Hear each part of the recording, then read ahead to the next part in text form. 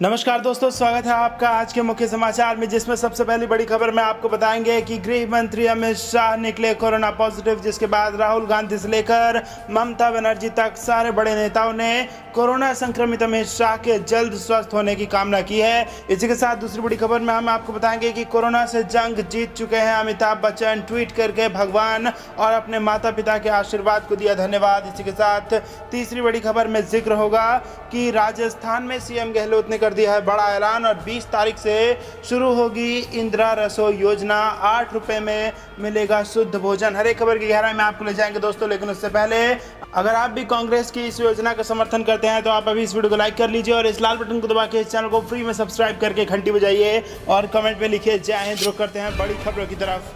राहुल गांधी से लेकर ममता बनर्जी तक की कोरोना संक्रमित अमित शाह के जल्द स्वस्थ होने की कामना। जी हां दोस्तों, राहुल गांधी ने कोरोना वायरस से संक्रमित गृह मंत्री अमित शाह के जल्द स्वस्थ होने की कामना की है। केंद्रीय गृह मंत्री अमित शाह ने रविवार 2 अगस्त को कहा कि वह कोरोना वायरस से संक्रमित पाए गए हैं और डॉक्टरों की सलाह पर अस्पताल में भर्ती हो रहे हैं। शाह ने अपने ट्विटर हैंडल पर यह जानकारी दी। उन्होंने हिंदी में ट्वीट किया, कोरोना के शुरुआती लक्षण दिखने पर मैंने जाँच करवाई और रिपोर्ट पॉजिटिव आई है। मेरी तबीयत ठीक है, परंतु डॉक्टरों की सलाह पर अस्पताल में भर्ती हो रहा हूं। गृह मंत्री ने बीते कुछ दिनों के दौरान अपने संपर्क में आए लोगों से भी कोरोना वायरस की जांच कराने और पृथकवास में रहने का अनुरोध किया। दूसरी ओर भाजपा अध्यक्ष जेपी नड्डा ने भी केंद्रीय गृह मंत्री अमित शाह के कोरोना वायरस से संक्रमित पाए जाने के बाद उनके शीघ्र स्वास्थ्य लाभ की कामना की। नड्डा ने ट्वीट कर कहा, माननीय गृह मंत्री अमित शाह जी के कोरोना संक्रमित होने का समाचार प्राप्त हुआ। मैं ईश्वर से उनके शीघ्र स्वास्थ्य लाभ की प्रार्थना करता हूँ। पश्चिम बंगाल की मुख्यमंत्री ममता बनर्जी ने भी अपनी अमित शाह के जल्द ठीक की कामना की।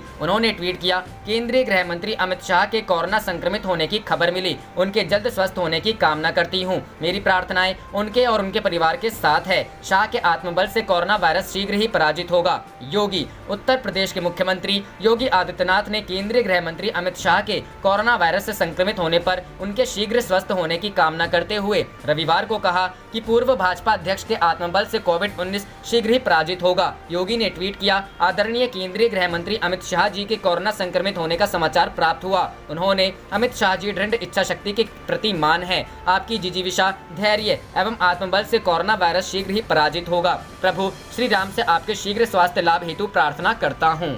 रुख करते हैं अगली खबर की तरफ। कोरोना से जंग जीतते ही अमिताभ का ट्वीट, भगवान की कृपा और मां बाबूजी का आशीर्वाद। जी हां दोस्तों, बॉलीवुड के महानायक अमिताभ बच्चन ने कोरोना को मात दे दी है। एक्टर की कोरोना रिपोर्ट नेगेटिव आई है और उन्हें मुंबई के नानावटी अस्पताल से छुट्टी दे दी गई है। अमिताभ बच्चन के फैंस खुशी से झूम उठे हैं और परिवार ने सुकून की सांस ली है। अमिताभ की कोरोना से जंग जीतने वाली खबर सबसे पहले अभिषेक बच्चन ने शेयर की थी। कोरोना को हराने के बाद अमिताभ का ट्वीट, अब खुद अमिताभ बच्चन ने भी ट्वीट कर फैंस के साथ ये खुशखबरी शेयर की है। अमिताभ बच्चन ट्वीट में लिखते हैं, मैं कोरोना नेगेटिव आया हूँ, अस्पताल से छुट्टी मिल गई है और घर में क्वारंटीन हूँ। भगवान की कृपा रही और माँ बाबूजी का आशीर्वाद, करीबियों और फैंस की दुआ भी रही। नानावटी अस्पताल की नर्सिंग बेहतरीन थी और सभी ने बहुत ध्यान रखा। उन्हीं की वजह मैं ये दिन देख पा रहा हूँ। अमिताभ बच्चन का ये ट्वीट सोशल मीडिया पर तेजी से वायरल हो गया है। एक्टर के फैन पोस्ट पर कमेंट कर उनकी लंबी उम्र की कामना कर रहे हैं और उनके जज्बे को सलाम भी कर रहे हैं। अभिषेक बच्चन ने भी सोशल मीडिया पर यह खबर शेयर कर अपनी खुशी जाहिर की थी। अभिषेक बच्चन ने ट्वीट में लिखा था, मेरे पिता की कोरोना रिपोर्ट नेगेटिव आई है और उन्हें अस्पताल से डिस्चार्ज कर दिया गया है। अब वे घर पर रहकर आराम करेंगे। आप सभी का शुक्रिया जिन्होंने उनके लिए दुआ मांगी थी। ऐसे में अब कई दिनों बाद अमिताभ बच्चन के फैंस के चेहरे पर भी मुस्कान आई है और एक्टर के परिवार में भी खुशी की लहर है। अब सभी को यही उम्मीद है कि अमिताभ बच्चन जल्द शूटिंग पर भी लौट आएं। सभी अपने फेवरेट एक्टर को फिर बड़े पर्दे पर देखने के लिए उत्साहित हैं। इसके अलावा अमिताभ का शो केबीसी भी शुरू होना है। रुख करते हैं अगली खबर की तरफ। सीएम गहलोत का ऐलान, 20 से शुरू होगी इंदिरा रसोई योजना, 8 रुपए में शुद्ध भोजन। जी हां दोस्तों, गहलोत ने रविवार को मुख्यमंत्री निवास पर बैठक में इस योजना की तैयारियों की समीक्षा करते हुए कहा कि राज्य सरकार इस योजना पर प्रतिवर्ष 100 करोड़ रुपए खर्च करेगी। उन्होंने कहा कि योजना को जनसेवा की भावना, पारदर्शिता और जन भागीदारी के साथ लागू किया जाए ताकि यह पूरे देश में निर्धन वर्ग को खाद्य सुरक्षा प्रदान करने की दिशा में एक मिसाल बने। उन्होंने निर्देश दिए कि कि योजना के संचालन में सेवाभावी संस्थाओं और स्वयंसेवी संगठनों की भागीदारी सुनिश्चित की जाए। उन्होंने जिलाधिकारियों को निर्देश दिए हैं कि वे जल्द से जल्द ऐसी संस्थाओं का चयन करें। मुख्यमंत्री ने भोजन की गुणवत्ता सुनिश्चित करने के लिए राज्य और जिला स्तर पर समिति गठित करने के भी निर्देश दिए। बैठक में वीडियो कॉन्फ्रेंस के जरिए जुड़े नगरीय विकास मंत्री शांति धारीवाल ने कहा कि राज्य सरकार प्रति थाली 12 रुपए अनुदान देगी। प्रदेश के सभी 213 नगर निकायों में 358 रसोई का संचालन किया जाएगा, जहां जरूरतमंद लोगों को सम्मान के साथ भोजन कराया जाएगा। स्वायत्त शासन विभाग के शासन सचिव भवानी सिंह देथा ने बताया कि इस योजना के माध्यम से प्रति वर्ष 4 करोड़ 87 लाख लोगों को भोजन उपलब्ध कराया जाएगा। उन्होंने बताया कि भोजन में प्रति थाली 100 ग्राम दाल, 100 ग्राम सब्जी, 250 ग्राम चपाती और अचार का मेन्यू निर्धारित किया गया है। उन्होंने बताया कि कोरोना महामारी से बचाव के लिए इसकी रसोई में आवश्यक प्रावधान किए जाएंगे। योजना की IT आधारित निगरानी की जाएगी। लाभार्थी को कूपन लेते ही मोबाइल पर SMS से सूचना मिल जाएगी। मोबाइल ऐप और CCTV से रसोई की निगरानी की जाएगी। रुख करते हैं अगली खबर की तरफ। सुशांत सिंह राजपूत की मौत मामले पर महाराष्ट्र के गृह मंत्री बोले, केस का राजनीतिकरण किया जा रहा है। जी हां दोस्तों, बॉलीवुड अभिनेता सुशांत सिंह राजपूत की मौत मामले पर महाराष्ट्र के गृह मंत्री अनिल देशमुख का बयान सामने आया है। अनिल देशमुख ने कहा है कि राजनीतिक लाभ के लिए इस मामले का राजनीतिकरण किया जा रहा है। उन्होंने कहा है कि महाराष्ट्र पुलिस पेशेवर तरीके से इस मामले में पूछताछ कर रही है और सच्चाई को सामने लाने में जुटी हुई है। इसमें कोई कसर नहीं छोड़ा जा रहा है। महाराष्ट्र के गृह मंत्री ने कहा है कि भले ही बिहार पुलिस ने CRPC के CH 12 और 13 के तहत पटना में अपराध दर्ज किया हो, जिसकी पुलिस और न्यायालय द्वारा जांच, पूछताछ और कोशिश की जानी है, जिसके अधिकार क्षेत्र में यह प्रतिबद्ध है। उन्होंने कहा कि मैं मामले की CBI को सौंपे जाने की मांग की निंदा करता हूं। बता दें कि इस मामले में बिहार से राज्यसभा के सदस्य रहे पूर्व सांसद RK सिन्हा ने CBI जांच की मांग करते हुए कहा है कि 44 दिन तक सुशांत की जांच में मुंबई पुलिस को कुछ हासिल नहीं हुआ, तो इसका सीधा मतलब है कि मुंबई पुलिस सच पर पर्दा डालने में लगी है। साथ ही सुशांत जांच को दूसरी दिशा में ले जाना चाहती है। उन्होंने कहा कि देश के लोगों की भावना को नजरअंदाज कर जिस तरह महाराष्ट्र के CM उद्धव ठाकरे CBI जांच कराने से भाग रहे हैं, यही साबित करता है कि सुशांत के पीछे बड़े लोगों का हाथ हो सकता है। उन्होंने कहा कि मुंबई की फिल्म दुनियादारी में परिवारवाद, गुटबाजी और दाऊद कनेक्शन की भी जाँच होनी चाहिए।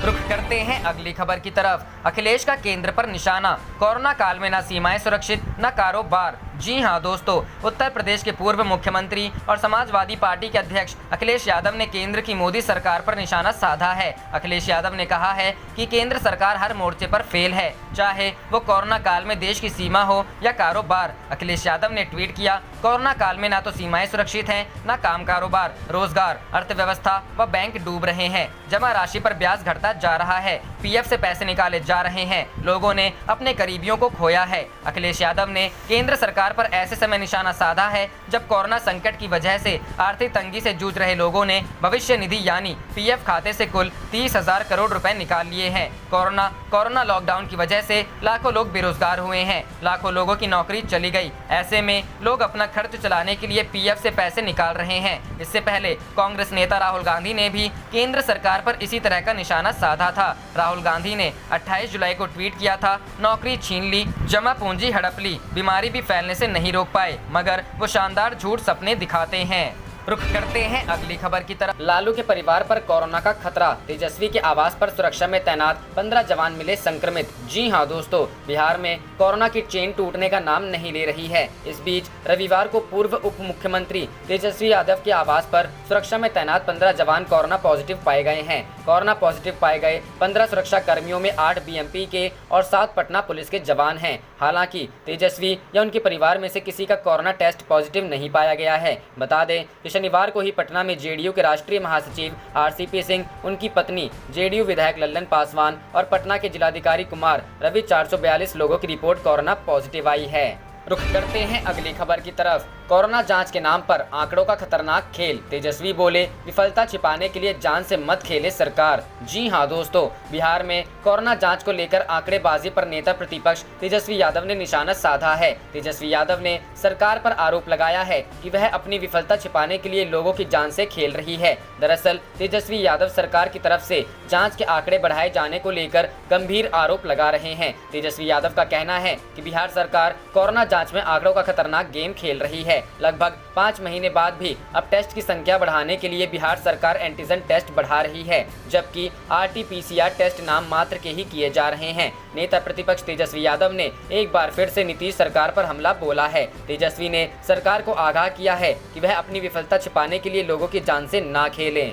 रुख करते हैं अगली खबर की तरफ। बिहार पार्टियों का आयोग को पत्र, कोरोना बाढ़ के कारण चुनाव स्थगित करने की मांग की। जी हां दोस्तों, बिहार में राजनीतिक दलों ने कोविड-19 और बाढ़ के कारण राज्य में इस साल होने वाले विधानसभा चुनाव स्थगित करने का अनुरोध किया है। शनिवार को जहां राज्य में कोरोना संक्रमितों के सबसे ज्यादा मामले दर्ज किए गए, वहीं लगभग 5 मिलियन लोग बाढ़ से प्रभावित हैं। कुछ दिनों पहले चुनाव आयोग ने बिहार में राजनीतिक दलों से मौजूदा स्थिति के मद्देनजर चुनाव कराने के बारे में सुझाव मांगे थे। भारतीय जनता पार्टी और सत्तारूढ़ जनता दल यूनाइटेड को छोड़कर सभी प्रमुख दलों ने राज्य विधानसभा चुनाव स्थगित करने के लिए कहा है। इन राजनीतिक दलों 7 राष्ट्रीय और 43 क्षेत्रीय ने 31 जुलाई की निर्धारित समय सीमा तक आयोग के पैनल को अपना जवाब भेज दिया है। भाजपा की सहयोगी लोक जनशक्ति पार्टी ने भी चुनाव आयोग से कहा है कि राज्य में मौजूदा चुनौतीपूर्ण स्थिति में चुनाव नहीं होने चाहिए। कांग्रेस और राष्ट्रीय जनता दल पहले ही चुनाव स्थगित करने की मांग कर चुके हैं। वहीं भाजपा और जेडीयू का कहना है कि वे तैयार हैं और इसका फैसला उन्होंने चुनाव आयोग पर छोड़ दिया है। बिहार में अक्टूबर-नवंबर में चुनाव होने की संभावना है। भाजपा और जेडीयू को छोड़कर ज्यादातर राजनीतिक दलों ने चुनाव संबंधी काम शुरू नहीं किया है। इसी बीच शनिवार को राज्य में कोविड-19 मामलों में सबसे ज्यादा वृद्धि देखी गई। करते हैं अगली खबर की तरफ। अगर समस्याएं नहीं सुलझी तो लोग प्रधानमंत्री का इस्तीफा मांग सकते हैं, संजय रावत। जी हां दोस्तों, शिवसेना सांसद संजय रावत ने रविवार को कहा कि अगर नौकरियां जाने जैसी समस्याएं नहीं सुलझी तो लोग प्रधानमंत्री नरेंद्र मोदी का इस्तीफा मांग सकते हैं। रावत ने शिवसेना के मुखपत्र सामना में अपने साप्ताहिक स्तंभ रोकटोक में दावा किया है कि कोरोना वायरस वैश्विक महामारी के कारण 10 करोड़ लोगों ने अपनी आजीविका गंवा दी है और इस संकट से 40 करोड़ से अधिक परिवार प्रभावित हुए हैं। राज्यसभा सदस्य ने कहा कि मध्यम वर्गीय वेतन भोगी लोगों की नौकरियां चली गईं, जबकि व्यापार और उद्योगों को करीब 4 लाख करोड़ रुपए का नुकसान हुआ है। रावत ने कहा, लोगों के धैर्य की एक सीमा है, वे केवल उम्मीद और वादों पर जिंदा नहीं रह सकते। प्रधानमंत्री भी इस बात से सहमत होंगे कि भले ही भगवान राम का वनवास खत्म हो गया है, लेकिन मौजूदा हालात मुश्किल है। किसी ने भी अपनी जिंदगी के बारे में पहले कभी इतना असुरक्षित महसूस नहीं किया होगा। उन्होंने कहा कि इजराइल में प्रधानमंत्री बेंजामिन नेतन्याहू के खिलाफ प्रदर्शन हो रहे हैं और कोरोना वायरस वैश्विक महामारी और आर्थिक संकट से निपटने में नाकामी को लेकर उनके इस्तीफे की मांग की जा रही है। भारत में भी ऐसा ही देखने को मिल सकता है। केंद्र पर निशाना साधते हुए रावत ने कोरोना वायरस के हालात और आर्थिक संकट से निपटने में उसके द्वारा उठाए गए कदमों का जिक्र किया। उन्होंने कहा कि 5 राफेल विमानों की सुरक्षा के लिए अंबाला वायुसेना अड्डे के आसपास धारा 144 लगाई गई। उन्होंने कहा कि राफेल से पहले सुखाई और MiG विमान भी भारत आए, लेकिन इस तरह का जश्न पहले कभी नहीं मनाया गया। शिवसेना नेता ने पूछा, बम और मिसाइल की क्षमता से लैस राफेल विमानों में बेरोजगारी और आर्थिक चुनौतियों के संकट को खत्म करने की क्षमता है। उन्होंने कहा, राजस्थान में कांग्रेस के नेतृत्व वाली अशोक गहलोत सरकार को गिराने की कोशिश की गई और राज्य में राष्ट्रपति शासन लगाने की संभावना है। रावत ने कहा कि भाजपा नेता प्रज्ञा ठाकुर ने कहा कि रोज हनुमान चालीसा पढ़ने से कोविड-19 वैश्विक महामारी से छुटकारा पाया जा सकेगा। उन्होंने कहा कि सोने के दाम प्रति 10 ग्राम 51,000 रुपए पर पहुंच गए हैं। साथ ही रावत ने कहा कि भाजपा अध्यक्ष JP नड्डा ने कहा है कि उनकी पार्टी महाराष्ट्र में अपने दम पर सत्ता में आएगी। उन्होंने कहा कि कोई संकट की, रोजगार की बात नहीं कर रहा। कहना आसान है कि आपदा में अवसर मिलता है, लेकिन यह कोई नहीं जानता कि लोग संकट से कैसे जूझ रहे हैं।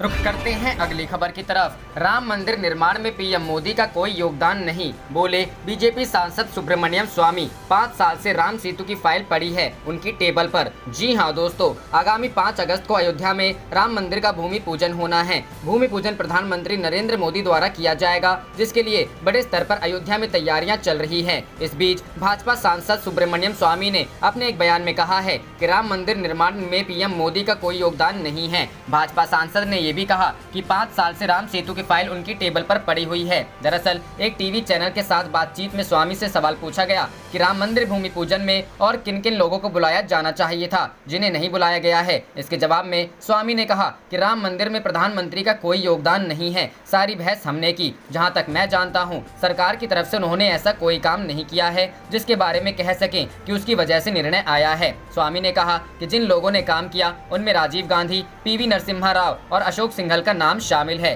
स्वामी ने ये भी कहा कि वाजपेयी ने भी इसमें अड़ंगा अड़ाया था। अशोक सिंघल ने उन्हें ये बात बताई थी। भाजपा सांसद ने कहा कि राम सेतु को राष्ट्रीय धरोहर घोषित करने के लिए फाइल प्रधानमंत्री की टेबल पर पिछले 5 साल से पड़ी है, लेकिन उन्होंने अभी तक इस पर हस्ताक्षर नहीं किए हैं। स्वामी ने कहा कि मैं कोर्ट जाकर आदेश दिलवा सकता हूं, लेकिन मुझे बुरा लगता है कि हमारी पार्टी होने के बावजूद भी हमें कोर्ट जाना होता है। रुख करते हैं अगली खबर की तरफ। राजस्थान सियासी संग्राम, सरकार गिराना मुश्किल लेकिन नई बनाना तो और भी मुश्किल। जी हां दोस्तों, राजस्थान में सियासी जंग जारी है। एक खेमा है सीएम गहलोत का, जिसे सरकार बचानी है। दूसरा खेमा है सचिन पायलट का, जिसे सरकार बदलनी है। और तीसरा खेमा है बीजेपी का, जिसे सरकार गिरानी है। एक चौथा अप्रत्यक्ष अघोषित खेमा है पूर्व मुख्यमंत्री वसुंधरा राजे का, जो फिलहाल तो खामोशी से सारा सियासी तमाशा देख रही हैं। सीएम गहलोत के समक्ष केवल एक ही चुनौती है कि उनके पास जो बहुमत है उसे बचाए रखना और विधानसभा में बहुमत साबित करना, ताकि 6 महीने के लिए सियासी सुकून मिल जाए। पायलट खेमा सीएम गहलोत को हटाना चाहता है और इसमें उसे बीजेपी का सियासी समर्थन मिलने की पूरी संभावना है। राजनीतिक रस्साकशी के इस खेल का पूरा परिणाम 2-4 विधायकों की संख्या पर निर्भर है। सीएम गहलोत खेमे के 2-4 विधायक कम हुए तो सरकार गई, और पायलट खेमे के 2-4 एमएलए पॉलिटिकल पलटी मार गए तो सीएम गहलोत के विरोधियों के सारे सियासी सपने ढेर हो जाएंगे। हालांकि विधायकों का संख्या बल देखें तो सीएम गहलोत सरकार को गिराना जरा मुश्किल है, परंतु यदि सरकार गिर भी गई तो नई सरकार बनना तो बेहद मुश्किल है। राजस्थान में बीजेपी अगर सरकार बनाती है तो समर्थकों के हिसाब से सबसे मजबूत दावा वसुंधरा राजे का बनता है, लेकिन उनको मुख्यमंत्री बनाने के लिए बीजेपी का केंद्रीय नेतृत्व शायद ही राजी होगा। दावा तो सचिन पायलट का भी तगड़ा है, क्योंकि उप मुख्यमंत्री तो वे पहले भी थे, अब तो उनके लिए केवल मुख्यमंत्री का पद ही बचता है। परंतु बीजेपी के कई वरिष्ठ नेता, जिनमें से कई सीएम पद के दावेदार भी हैं, इसके लिए तैयार नहीं होंगे। रुख करते हैं अगली खबर की तरफ। बिहार चुनाव 2020 से भंग हुआ प्रशांत किशोर का मोह, नीतीश की लोकप्रियता का ग्राफ सबसे नीचे। जी हां दोस्तों, बिहार में कोरोना संकट के बीच भाजपा और जेडीयू की तरफ से विधानसभा चुनाव की तैयारियां चल रही हैं। भाजपा जहां वर्चुअल सभाओं पर जोर दे रही है, वहीं मुख्यमंत्री नीतीश कुमार भी वीडियो कॉन्फ्रेंसिंग के जरिए पार्टी पदाधिकारियों और कार्यकर्ताओं से लगातार संपर्क बनाए हुए हैं। इंडियन एक्सप्रेस में छपने वाले कॉलम इनसाइड ट्रैक के अनुसार इन सबके बीच नीतीश कुमार की लोकप्रियता का ग्राफ अब तक के सबसे निचले स्तर पर पहुंच गया है। इसकी वजह कोरोना महामारी को लेकर नीतीश कुमार के रवैये को बताया जा रहा है। कहा जा रहा है कि कोरोना महामारी के दौरान नीतीश उस तरह से सक्रिय नहीं दिखाई दिए जिस तरह से उन्हें होना चाहिए था। महामारी के समय में उन्होंने घर लौटने को आतुर बिहारी प्रवासियों से अनुरोध किया कि वे जहां हैं वहीं बने रहें, जबकि पड़ोसी राज्य यूपी के सीएम योगी आदित्यनाथ प्रवासी मजदूरों को बिहार की सीमा तक ले गए थे। इसके बावजूद नीतीश कुमार राज्य विधानसभा में टीना फैक्टर के साथ शुरुआत कर सकते हैं। इसका मतलब है कि राज्य में उनके सिवा कोई दूसरा विकल्प नहीं है। कॉलम के अनुसार मौजूदा स्थिति में लालू प्रसाद के परिवार में गहरे मतभेद देखने को मिल रहे हैं। लालू इस चुनाव में अंतर पैदा कर सकते हैं, लेकिन वह अभी भी जेल में है। हालांकि झारखंड में सहयोगी दलों की सरकार के कारण लालू रांची के मेडिकल इंस्टीट्यूशन में बेहतर स्थिति में हैं। 7 साल के बाद लालू जब अपनी सजा पूरी करने के करीब होंगे तो उम्मीद है कि पिछले मामले में उन्हें सुप्रीम कोर्ट से जमानत मिल जाए। रुख करते हैं अगली खबर की तरफ। कोरोना की वजह से समय पर नहीं हो पाएंगे विधानसभा उपचुनाव। जी हां दोस्तों, कोरोना संक्रमण के कारण मध्य प्रदेश में विधानसभा उपचुनाव निर्धारित समय पर नहीं हो पाएंगे। प्रदेश में तख्तापलट, मंत्रिमंडल विस्तार और फिर विभाग वितरण के बाद यह सवाल बार बार दोहराया जा रहा है। बीती 10 मार्च को कांग्रेस के 22 विधायक इस्तीफा देकर भाजपा में शामिल हो गए थे। 19 मार्च तक सभी के इस्तीफे मंजूर किए गए। 19 अगस्त तक 6 महीने पूरे हो रहे हैं। इस्तीफा देने से रिक्त हुई विधानसभा सीट पर चुनाव 6 महीने के अंदर कराना जरूरी होता है। कोरोना काल के नए आंकड़े अब नए राजनीतिक समीकरण और बहस को भी सामने ला रहे हैं, क्योंकि मध्य प्रदेश के राजनीतिक इतिहास में ऐसा पहली बार हुआ है जब 14 मंत्री विधायक नहीं हैं। शिवराज की टीम में उन्हें मिलाकर 34 मंत्री हैं। इनमें 14 मंत्री पूर्व कांग्रेसी हैं। यही वे हैं जो अभी विधायक नहीं हैं। सत्ता परिवर्तन के पश्चात प्रदेश में मंत्रिमंडल विस्तार की देरी को विपक्ष द्वारा राजनीतिक अस्थिरता की उपमा भी दी गई। करते हैं अगली खबर की तरफ। बिहार एनडीए में रार, चिराग पासवान ने कहा 42 सीटों से कम पर नहीं होगी कोई बात, अमित शाह ने किया था वादा। जी हां दोस्तों, कोरोना काल में बिहार विधानसभा चुनाव के बीच लोजपा चीफ चिराग पासवान के तेवर क्यों बागी हो रहे हैं, इसका खुलासा अब हो गया है। जमुई सांसद चिराग पासवान ने यह क्लियर कर दिया है कि एनडीए में सब कुछ ठीक नहीं है। चिराग पासवान ने एक चैनल के इंटरव्यू में बेबाक तरीके से उनके और सीएम नीतीश के बीच चल रही टसल का खुलासा किया है। बिहार विधानसभा चुनाव की तैयारियों के बीच सूबे में एलजेपी और जेडीयू के बीच चल रही तनातनी के बीच चिराग पासवान ने यह साफ कर दिया है कि सीटों के बंटवारे का फॉर्मूला पहले से तय है। चिराग पासवान की माने तो 2015 में जिस हिसाब से सीटों का बंटवारा हुआ था उसी हिसाब से इस बार भी होना चाहिए। मसलन चिराग पासवान का दावा है कि एलजेपी को बिहार विधानसभा की 42 सीटें चाहिए और इस समीकरण से एलजेपी समझौता नहीं करने वाली है। चिराग पासवान ने इंटरव्यू में कहा कि सीटों को लेकर अब तक कोई बात नहीं हुई है। चिराग पासवान ने कहा कि सीटों को लेकर तो बात 2014 में ही हो चुकी है। उन्होंने बताया कि 2017 में जब जेडीयू एनडीए में शामिल हुई थी तब यह बात उठी थी कि सभी दलों को थोड़ा थोड़ा एडजस्टमेंट करना होगा। आप देख रहे थे आपका अपना चैनल जय हिंद जय भारत।